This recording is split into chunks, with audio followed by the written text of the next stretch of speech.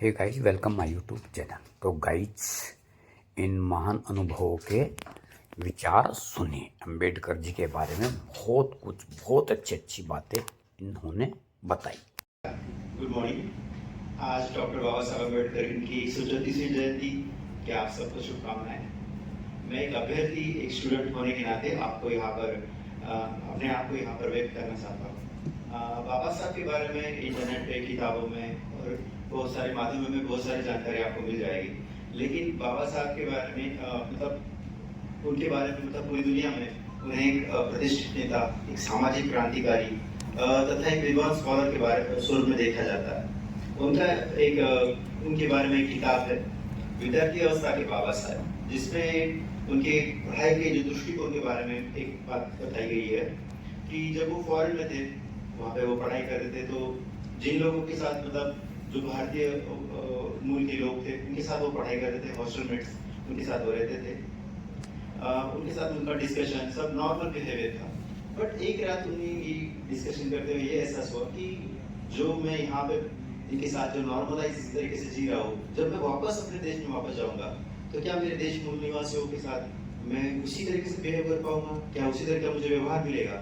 तो उन्होंने उस दिन ये समझा कि जो इक्वालिटी यहाँ पे मिल रही है, शायद से वो बदल जाएगी। जिस तरह से मैं जिस कुर्सी पे बैठा हूँ, उसी कुर्सी पे सामने वही व्यक्ति के साथ में बात उस तरीके से कर पाऊंगा, या फिर वो कुर्सी मुझे नसीब होगी कि नहीं, इसके बारे में वो सोचने लगे और वो थोड़ा सा व्यथित हो गए। And suddenly he got that कि अभी मुझे इसमें बदलाव चाहिए। उस रात उन्होंने 3 बजे से ही ये विचार करते करते उनको रियलाइज हुआ कि I have to change this thing.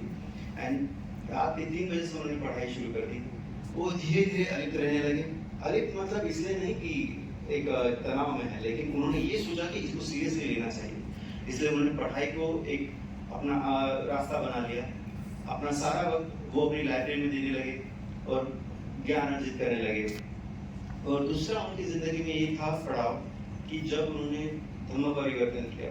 धर्म परिवर्तन करते वक्त उन्होंने बुद्ध भगवान की एक जो उनका मंत्र है, प्रज्ञाशील करुणा, प्रज्ञाशील करुणा, इसको अपने सामाजिक व्यवस्थापन में उन्होंने लाने की कोशिश की।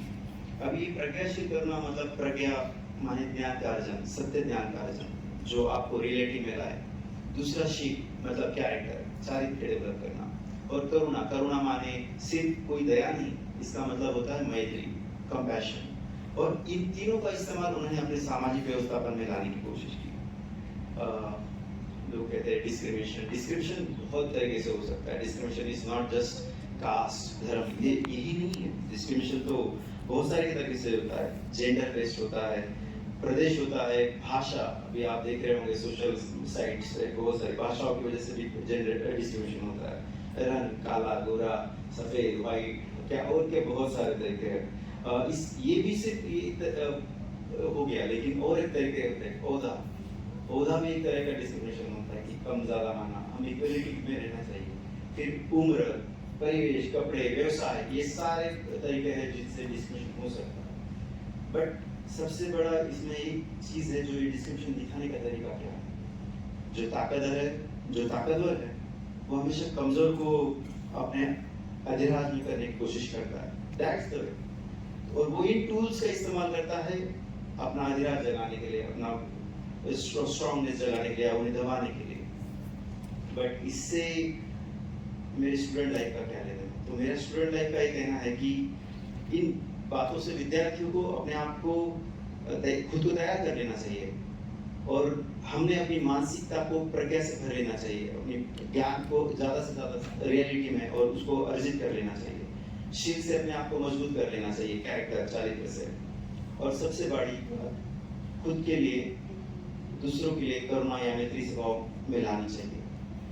खुद को शक्तिशाली मानना, ये सबसे बड़ी मैत्री है, कंपैशन। दूसरों के लिए मैत्री, भले ही चाहे हम शांति दूसरों के लिए मैत्री होनी चाहिए जिससे हमें शांतिपूर्ण चेतना मिले। विद्यार्थी जीवन में मन कोमल होता है। मुझे भी हम सब विद्यार्थी जीवन में मन कोमल होता है। मेरा कहना है कि छोटी छोटी बातों का भी हम अपने दिमाग पर, मन पे असर कर लेते हैं। उससे ये सब के बारे में, इवन मैं भी जब कॉलेज बैचलर्स जैसे कुमार अवस्था से निकला हूँ, तो उस टाइम मेरी भी वो हिचकिचाहट रही होगी।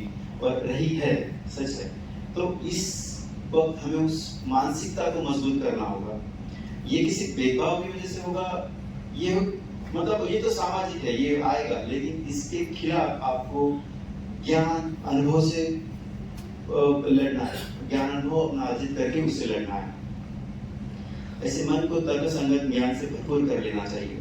मैं कहूँगा बहुत सारे मेरे विद्यार्थी या मेरे मित्र जो है, आपको मैत्री कोरोना से अपने आप को कंपैशन से मजबूत कर लेना चाहिए।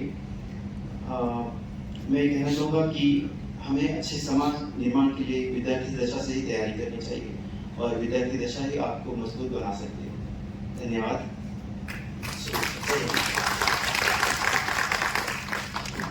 Thank you, Nidhi Kumar ji. I call upon